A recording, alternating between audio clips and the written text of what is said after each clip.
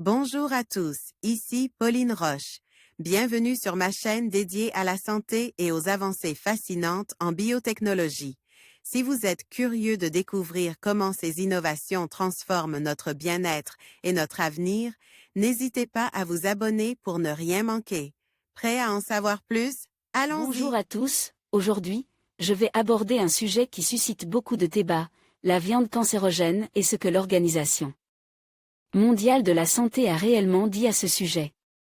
Dans cette vidéo, je vais démystifier les informations qui circulent, examiner les études et les recommandations de l'OMS, et vous donner un aperçu clair de ce que cela signifie pour notre alimentation.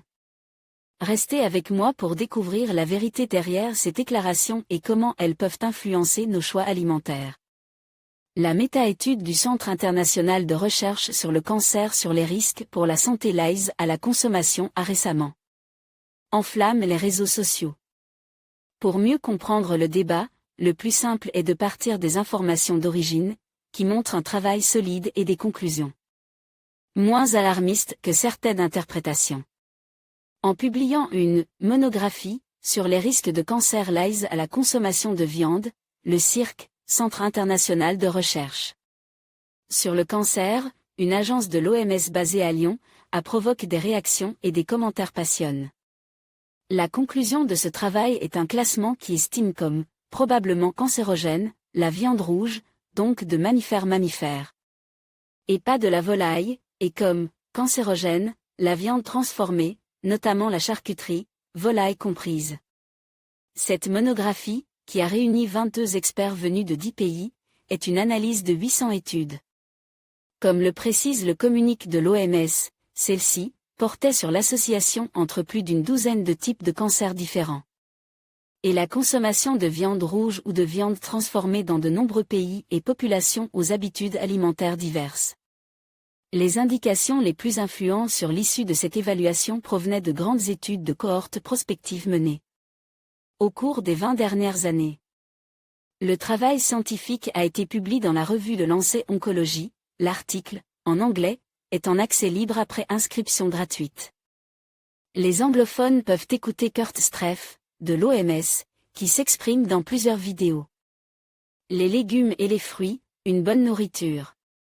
Gene Robot, attribution chère-alike la modération, la bonne option, sans doute. L'association entre la consommation de viande transformée et le cancer colorectal semble avérée, avec un facteur de risque quantitativement mesurable. Chaque portion de 50 grammes de viande transformée consommée quotidiennement accroît le risque de cancer colorectal. Cancer colorectal de 18%. D'où le classement de cette viande transformée en catégorie 1, c'est-à-dire cancérogène, aux côtes, entre autres, du radon. De l'alcool, du tabac, des virus des hépatites B et C et de la pollution atmosphérique, en extérieur.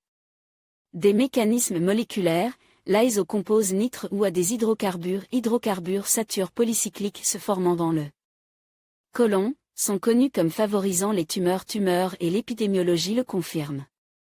En revanche, pour la viande rouge, rien, dans l'étude, n'apporte de certitude ni sur les mécanismes moléculaires ni du code de l'épidémiologie. D'où le classement en le groupe 2A, probablement cancérogène, donc. Cette association a principalement été observée pour ce qui concerne le cancer colorectal, mais d'autres associations ont également été observées pour les cancers du pancréas et de la prostate.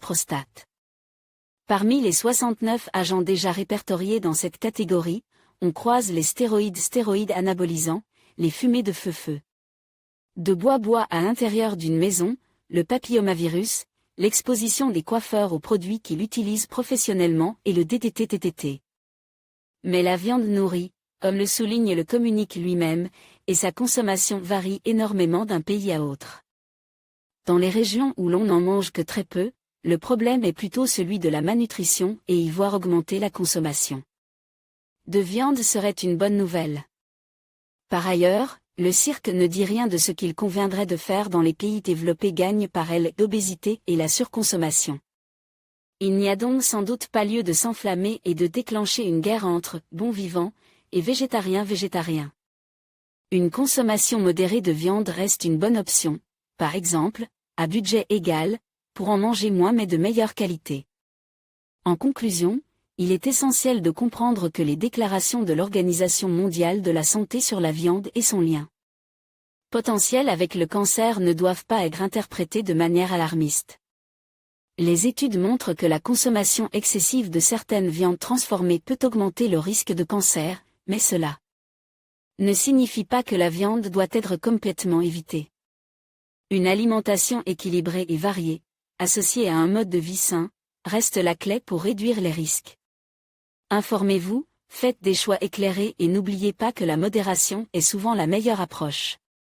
Merci de votre attention et à bientôt pour d'autres sujets de santé.